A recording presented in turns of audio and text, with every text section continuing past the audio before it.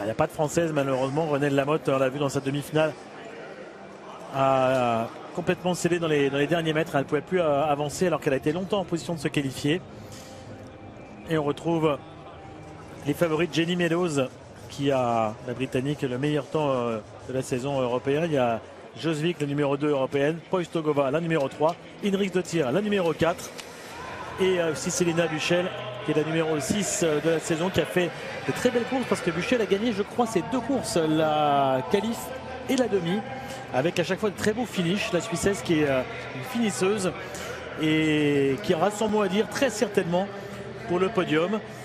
Mais elles sont quand même 5. Il y a aussi Natalia Loupou qui est ma copine, votre amie, effectivement, qui nous a sorti notre française en plus dans sa demi-finale, qui est la tenante du titre, bien sûr.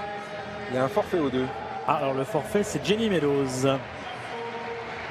C'est surprenant. Non, c'est pas surprenant parce qu'elle n'était pas à la fête. Hein. Vous l'avez vu en difficulté, passer en difficulté hier. Je suis pas surpris. Elle n'a pas les moyens de jouer la victoire et du coup, elle ne participe pas. C'est votre ami Natalia Loupou parce qu'elle a pris un petit stimulant. Oui, un stimulant. Non, le problème c'est qu'elle a dû prendre un an. Elle a prendre 9 mois. Ça, c'est l'anarchie et l'incompréhension totale. Donc, je ne peux pas défendre un truc comme ça. Et si elle avait pris un an, elle ne serait pas là. Parce qu'elle est revenue en janvier 2015. C'est pour ça. Et donc, Renelle sera en finale, entre autres. Oui, c'est vrai. Dans l'absolu. Petite cause, grands effets. C'est dommage. Et voilà, donc on va voir si la tenante du titre, a priori, elle est quand même pas du tout favorite pour non seulement conserver son titre, mais même pour monter sur la boîte, puisqu'il y a du beau monde autour. Mais l'absence de Meadows change un petit peu la donne aussi. Oui, encore que sur ce qu'on a vu, sur série demi-finale, ça change rien. Elle avait peut-être le meilleur temps, mais elle n'était pas dans le même état que lorsqu'elle a réalisé son chrono tôt dans la saison, encore une fois, le 31 janvier. Donc vous voyez que les pics de forme en salle, c'est difficile de les maintenir longtemps. Et c'est parti. Notre petite Islandaise qui va sans doute faire la course en tête, comme d'habitude. Probablement, comme d'habitude, avec ses bras un peu écartés, avec toujours ce style un peu particulier. C'est la Suissesse qui prend la course à son compte. Ça, c'est plus surprenant parce que Selina Buchel, pour l'instant, a plutôt été dans une course d'attente. Mais je suis content aussi parce que j'aimerais bien voir Inriksdottir au train derrière les gens pour voir comment elle termine. Parce qu'en menant toujours 600-700 mètres de course, elle hypothèque un petit peu son finish. On l'a vu en difficulté à chaque fois. Ça n'a pas duré longtemps, mais... La naturelle revient au galop. C'est clair. C'est son tempérament. Mais j'aurais été curieux de voir ce qu'elle était capable de donner dans une autre configuration de course. Loupou, alors là c'est l'expérience, en 4e position, attention. Et Poistogova, la russe, attention russe aussi. Ça c'est clair. Avec l'expérience elle aussi, même si elle est encore jeune, elle a 24 ans, mais qui peut aller régler tout le monde au finish. Buchel pour l'instant s'est mis en tête de course, ça n'a pas été sa tactique tellement sur les 2 premières courses. Oui, mais c'est la finale, Bertrand, il y a du danger, elle connaît ses adversaires, notamment Loupou, et elle préfère se tenir aux avant-postes pour ne pas prendre trop d'écart. Regardez Loupou, elle est déjà en train de faire l'extérieur pour se replacer.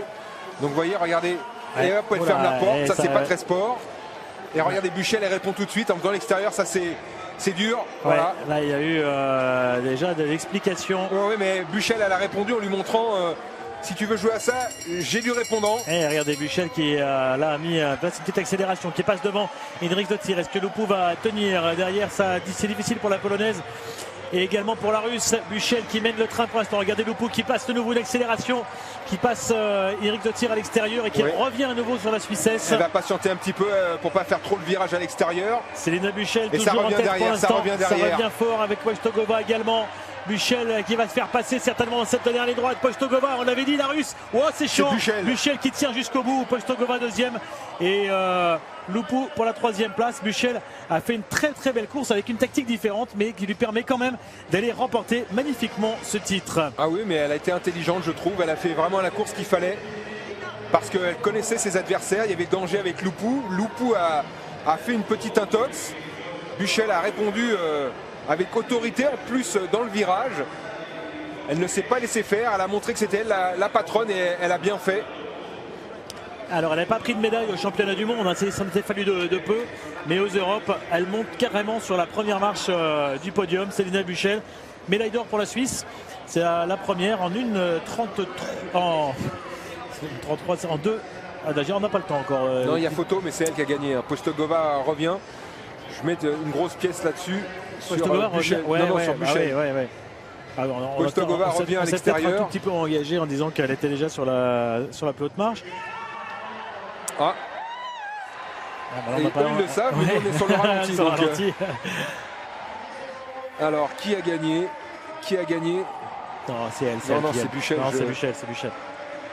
Regardez le regard. Elle sait que ça vient de droite, le danger.